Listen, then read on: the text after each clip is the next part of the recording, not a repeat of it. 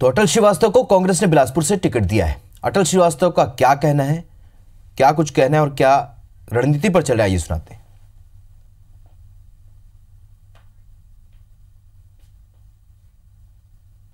केवल one man show चल रहा था। एक ही आदमी मन की बात करेगा, एक ही आदमी विदेश मंत्री था, एक ही आदमी कानून मंत्री था। तो सांसदों की स्थिति वहाँ सच में बहुत खराब थी। इसमें सांसदों को दोष नहीं दिया जाना चाहिए। मेरा ऐसा मानना है कि जिस तरीके की उनके पार्टी का इंटरनल मामला है, और जहाँ तक सांसदों की बात है, उनको सोचना चाहिए कि उन्होंने काम किया है कि नहीं किया अपने क्षेत्रों में। और मेरी शुभकामनाएं हैं कि सांसदों को टिकट मिले। तो अटल श्रीवास्तव जिन्होंने बिलासपुर में बड़ा प्रदर्शन किया और उसके बाद लगातार वे चर्चा में बने हुए थे, कांग्रेस के वरिष्ठ नेता थे और पैनल में लगातार उनका नाम आगे चल रहा था, और ऐसे में बिलासपुर से अटल श्रीवास्तव को टिकट दी गई है।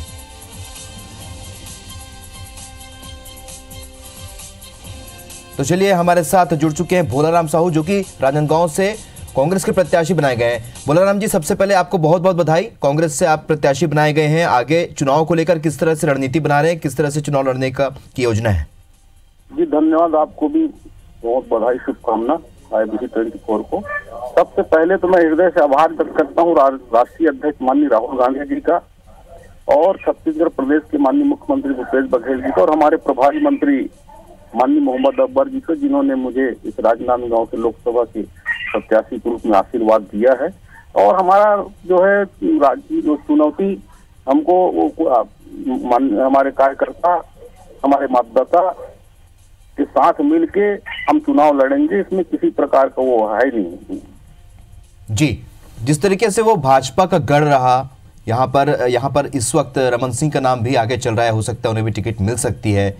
किस तरीके की आप प्लानिंग बना रहे हैं, क्योंकि वहां पर आप पूर्व विधायक रहे, तो जाहिर सी बात है आपके पास पर्याप्त जनाधार है। मुद्दों को किस तरह से लेकर जाएंगे जनता के बीच?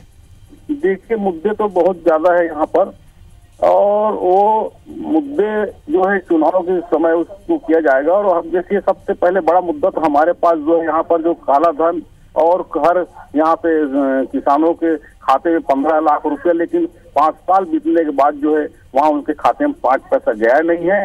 और काला धन के नाम से हमारे माँ बहन जो घर में पैसा रखी थी छुपा के, उनको निकाल दिया गया, लेकिन काला धन यहाँ आया नहीं। और बहुत से ऐसे युवाओं को जो है 2.5 करोड़ प्रतिवर्ष युवाओं को जो नौकरी देने की जो बात कही थी, उसमें भी सरकार फेल रही है। और छत्तीसगढ़ में 15 साल सरकार के बाद भी वो 2100 रुपये प्रति कुंटल जो धान का रेट देने का था, वो भी पूरा नहीं कर पाए। लेकिन अभी छत्तीसगढ़ में जो कांग्रेस की सरकार बनी है जी, उसमें माननीय हमारे राष्ट्रीय अध्यक्ष राहुल गांधी जी के सुझाव में, और माननीय हमारे छत्तीसगढ़ के मुख्यमंत्री भूपेश बघेल जी के सूझबूझ में। लेकिन भोलाराम जी, आप स्थानीय मुद्दों पर चुनाव लड़कर जीत चुके हैं, विधायक भी रह चुके हैं। विधानसभा चुनाव में स्थानीय मुद्दे काम कर जाते हैं, लेकिन लोकसभा चुनाव में कहीं ना कहीं जो राष्ट्रीय स्तर के मुद्दे होते हैं, राष्ट्रीय स्तर का जो चेहरा होता है, उसे लोग देखना पसंद करते हैं या उसे प्रधानमंत्री बनाने की चाह रखते हैं। ऐसे में क्या लगता है, क्या राष्ट्रीय स्तर पर जो मुद्दे हैं उस पर आपकी पार्टी आगे बढ़ पाएगी? जी निश्चित रूप से हमारे जो है पार्टी आगे बढ़ेगी। राष्ट्रीय मुद्दे को लेकर जो है राष्ट्रीय स्तर पर काम करने का हमारे राष्ट्रीय अध्यक्ष राहुल गांधी जी की नेतृत्व में हम जो है चुनाव लड़ेंगे, और निश्चित रूप से यहाँ पर सफलता मिलेगी आदरणीय। यहाँ पर जो है 2 बातें सामने आई थी बीते सरकार में, जो कि नोटबंदी और GST लागू करने को लेकर काफी असंतोष देखा गया लोगों में। इन तमाम मुद्दों को लेकर आप किस तरीके से, क्या आप संदेश जनता तक पहुंचा पाए अपने राष्ट्रीय स्तर के मुद्दों को लेकर? हमने जो है नोटबंदी और GST, इस मुद्दे को हमने जन जन तक पहुंचाए हैं। इसको व्यापारी भली भांति जानते हैं कि ये जो है 2 बड़े मुद्दे हैं। उसमें व्यापारी कितना खुश हैं और आम जनता कितना नाखुश है इस मुद्दे से। ये सारा मुद्दा हमने जो है जनता के बीच, कार्यकर्ताओं के बीच, पूरे गली कूचे हमने पहुंचाया है। उसका लाभ अभी हमको विधानसभा मिला है, और विधानसभा में हमने जो यहाँ पर जो है 2/3 बहुमत से जीत के हम लोग आए हैं। और अभी जो है निश्चित रूप से हमारे राष्ट्रीय मुद्दे रहेंगे और प्रादेशिक मुद्दे भी रहेंगे, जिसका लाभ हमको मिलेगा। और छत्तीसगढ़ में 11 सीट है, और 11 की 11 सीट हम जीत के आएंगे। प्रदेश में आपकी जीत के पीछे बहुत बड़ा किसान का जो मुद्दा रहा उसने बहुत काम किया। क्या राष्ट्रीय स्तर पर भी किसानों के लिए, किसानों से जुड़ा मुद्दा ही आप लेकर जाएंगे और कुछ ऐसी योजना क्या किसानों के लिए आप बना रहे हैं जो किसानों के सामने रख पाएंगे और वो समझ पाएंगे?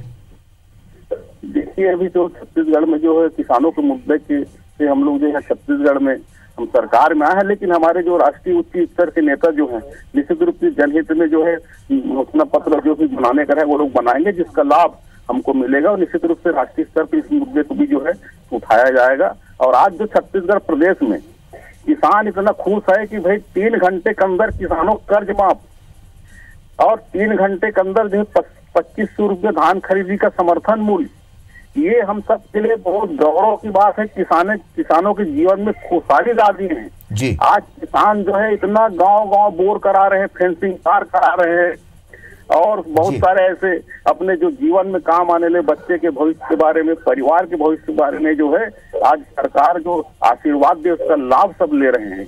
इसके पहले जो सांसद रहे अभिषेक सिंह, उसके बारे में आप क्या कहना चाहेंगे? कितना काम उन्होंने अपने क्षेत्र में किया?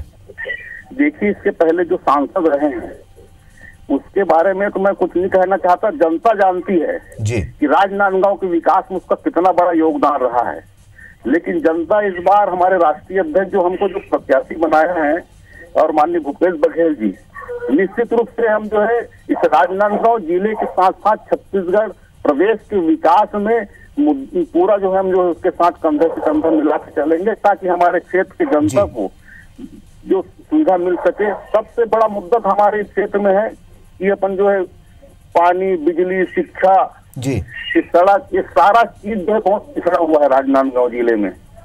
चलिए भोलाराम जी, आपको एक बार फिर बहुत बहुत शुभकामनाएं। पार्टी ने आप पर भरोसा जताया और आपको बहुत शुभकामनाएं और हमसे बातचीत के लिए भी आपका बहुत बहुत शुक्रिया।